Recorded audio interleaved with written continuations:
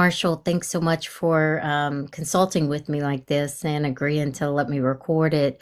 I reached out to you shortly after you had an event with some poets that you had a reading with that just inspired me. I'm so inspired by you.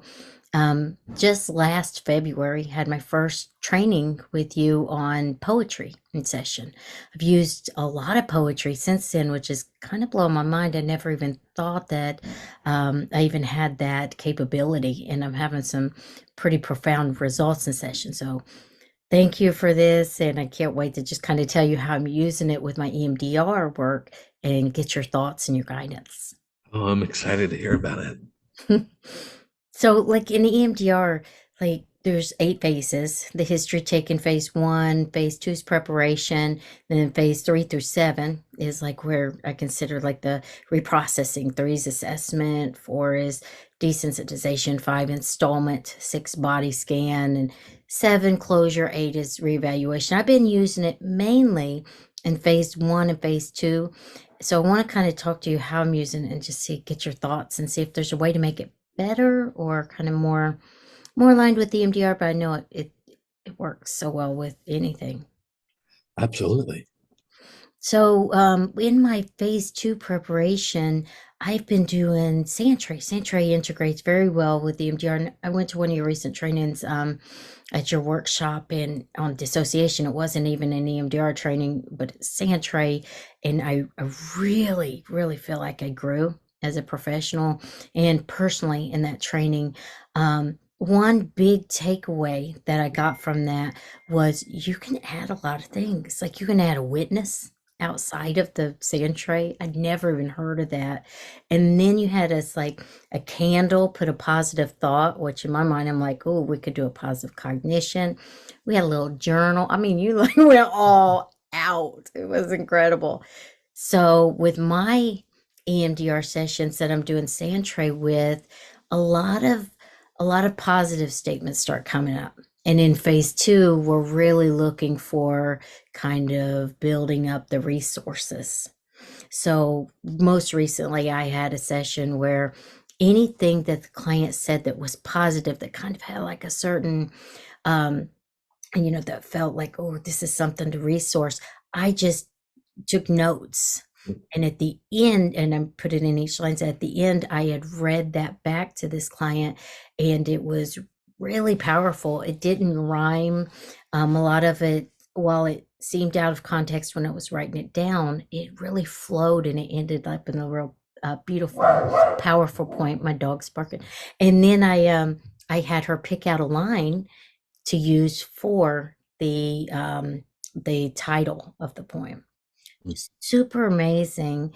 In fact, I've done that before, and the person will kind of come back to me and say how much over time after, when I do the reevaluation, which we don't really do that when we're in phase two, but we just check in.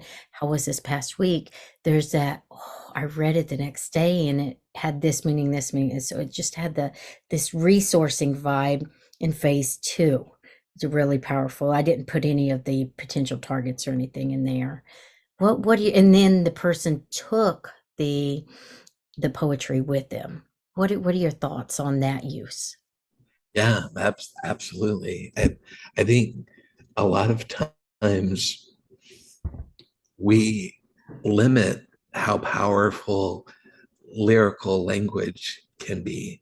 There's something about the nature of poetic language that's so truncated Mhm. that it doesn't require a lot of length or elaboration because it just is condensed. It gets to the most sensory rich elements and it gets to the most compact meaning.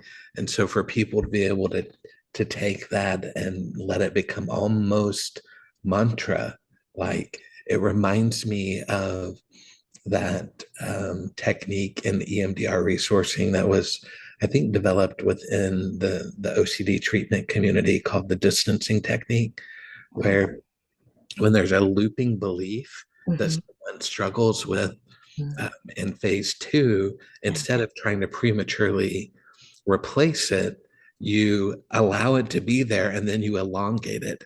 You let other words go next, so that if um, that problematic or obsessive or anxious repetition comes, you're just learning to add to it. So, oh, this is hard, I'm going to fail. And that thought is there thinking it's protecting me, or whatever the rhythm is. You just then keep it lengthening. That's always felt like poetic resourcing to me, of people are already in their most beautiful places and in their most struggling places. If you were to be able to scoop out their thoughts, it would sound more like poetry than prose. So let's just meet them there. Oh, that's so good. So that was a limited belief that you just had. One that I've heard over the years is, I'm just I'm an addict. My father was an addict. His father was an addict. His father was an addict. Is that kind of like the looping, kind of like something that was embedded early on? How Yeah. would you extend it? Like, what would that even sound like? So it could be, adding on to that of, um, I inherited a legacy, but inheritances don't have to be forever. However it makes sense to that person, you just slowly, in their time, add to it in a way that is still something that they could maybe memorize. And then there's, a protocol and the distancing technique that I kind of base that poetic um, discovery over it. Just, then some slow, short tapping as you lengthen it, as you lengthen it. What's cool is then you're also setting up a likely interweave that you'll need later, because people who have these really rehearsed struggling thoughts, we're giving them a resource in phase two. But in those later phases, it's probably going to be the thought that would become blocking or looping. Yeah. And if it shows up in processing, you can just say, oh, I remember we've practiced for this. What's the rest of that sentence? And they can start to understand they're empowered to unstick themselves, because we've set that up from the beginning. Wow. Wow. Okay. This is exciting. So if we see like something that I think of it as like a learned limitation, like something that they're just, this is me, this is what I'm struggling with, and you see like maybe reward it in a way that doesn't make it so finite and so absolute. And then through that, you establish that in phase two. And then as you're doing the phases 4 through 7, like the reprocessing, if they're looping and it's just kind of gets stuck there, you could just a little cognitive interweave of, oh, that's that sentence. What was the rest of that? Wow. Now, do you, just out of like logistical purposes, do you have like their poetry right there with you every session, or is this something that you just remember? It's fascinating how we can remember things too, like from session to session when you're in that emotional state. I I do rely a lot on my memory, but I also, in the electronic records, for clients who are doing this kind of work, I keep one document that is a kind of a culmination of all the resources, so that I can have that open so that I remember their safe place keyword, or any short poetry that they might have written as part of a compassionate interweave, or fill in the blank with whatever, so that I have a bit of a cheat sheet.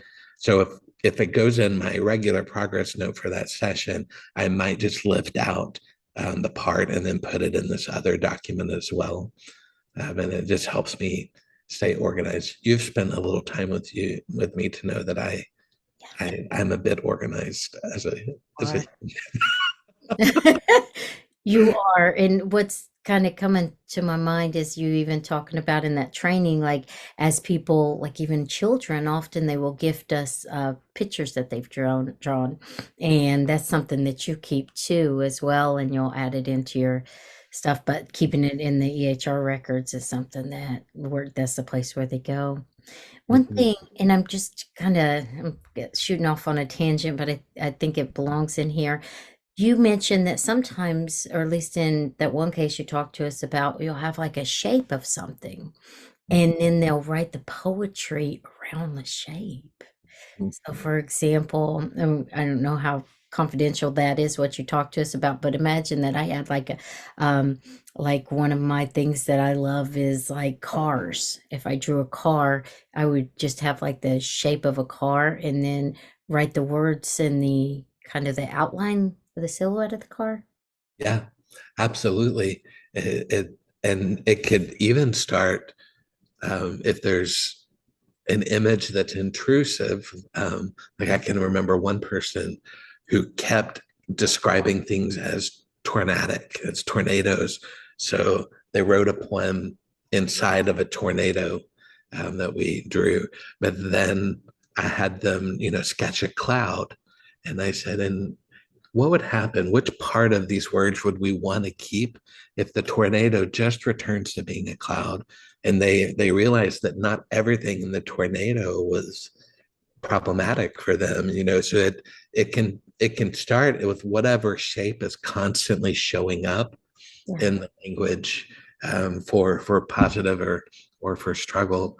I think that's part of thinking like a poet that could really benefit all of us in the field. Is the creativity is almost always easiest when it's inspired by what the client's naturally introducing. If they're using language that sounds like a puzzle, like these parts of me just don't fit together, Yeah. let's bring in a puzzle. Let's take whatever photo they've drawn and copy it and cut it into puzzle pieces.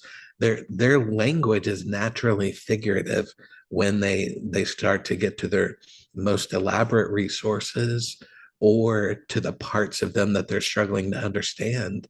And we just get to play with that language.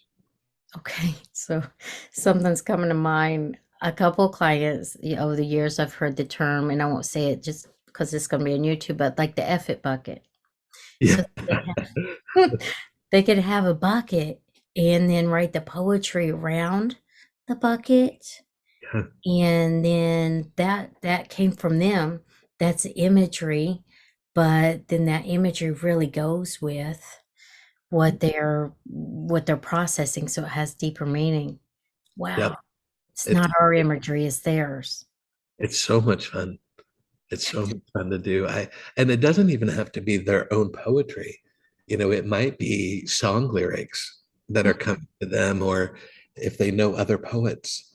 And I know one person I've worked with in consultation loves a certain poem, and so we did this thing where they looked in a mirror, and while they were holding eye contact with themselves, used a dry erase marker and wrote that poem, while holding that contact with self.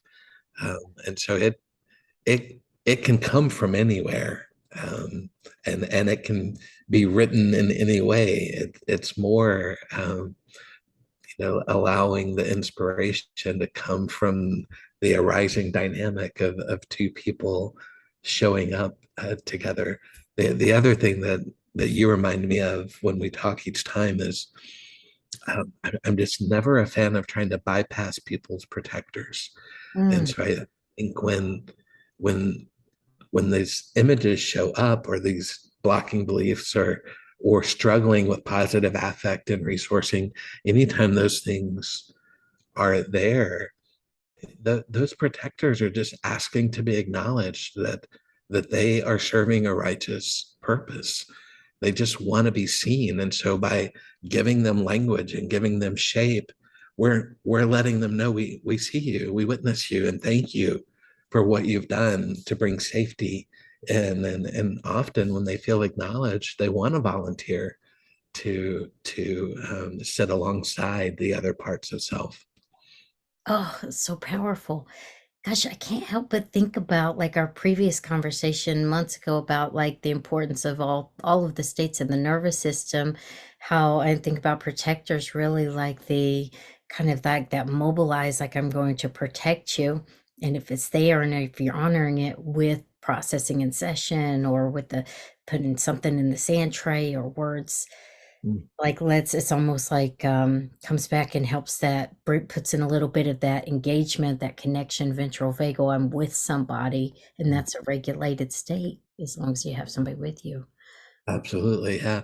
It's kind of then intrapsychic as well, isn't it? That they're learning for their own states to be intertwined, as Deb Dana would say, that, oh, this part of me that's hung out in dorsal is now hanging out with the part of me from ventral. Like they're holding hands. They're together. Mhm. Oh, I love that dorsal and ventral. Which is cool. Lisa Dion talks about that a little bit in her aggression and play therapy book about how, and I think about like the hybrid states of like people can be shut down and connected and it be a beautiful thing. Like I am so safe with you right now. I can just lay on this couch and go to sleep. Or I'm very, very, even like mother child, parent child intimacy. Like I can rock you and you can kind of release and be immobilized and kind of shut down and dorsal while I'm connected with you. Yeah. That's Uh, good. Beautiful, isn't it? So after the training that you did at our summit in Cocoa Beach, I was thinking you did have like pre-written poetry up there, and then we picked out a line that was meaningful to us, which also you did in that recent reading, which Mhm. is powerful. So I did this actually in a training recently, and it was pretty neat. I played a song. I think it was Olivia Rodrigo's "Enough for You," and had them pick out one line out of the song that just whatever, just even stuck out to them, and then take that line and then create a sand tray. And all of the situations, all of the people that did that, it was really profound and none of them had ever even heard that song before, which was pretty amazing. Yeah, 'cause song lyrics are the, the thing that always comes to mind for me is uh, when you're a teenager and you think that no one's ever going to understand you, you have no trouble believing that a song understands you. You know, it's just kind of the human nature is um, music gets me. This artist understands me, and we can just borrow from that built-in belief system that that even though the rest of the world may not, um, somebody did. Somebody wrote those words, so that means there's someone else, and that reminds me of Kristen Neff and her compassion work, and when she talks about common humanity, if we can just link into realizing that other humans have also felt this pain, that I'm a little bit less alone in it. That's a brilliant. I love that you did that. The safety and connection. Yeah, you inspired me in ways I never even knew that I could do. I want to find my Santray image that I did at your office because I have to say it was really profound when I was there, but it just kept going. It was like a couple of weeks afterwards, I was like, oh my goodness, that's why I have this strength in this area is because I overcame that. So it was like the resource kind of just kept growing, growing, even when it wasn't, fresh in my mind. Is that something that you've experienced or is that part of it? I think that that's what we're hoping for in resources, isn't it? That it swells to fill other parts of you and starts to generalize and show up in other parts of life. That that's a beautiful testimony to how it should get to work. Mm-hmm. And I remember like you saying in a recent EMDR with kids study group, like the how there's like bilateral integration going on, this bottom up, top down, like whole body experience. Yeah. Well, Marshall, thanks so much. And I know we're almost out of time, but I just want to say how much I appreciate your help and your inspiration. You've probably been um, one of, if not the most influential person people in my work, because you have like this, just kind of this capacity to, I don't even have words for it, but I could make a sand tray on it.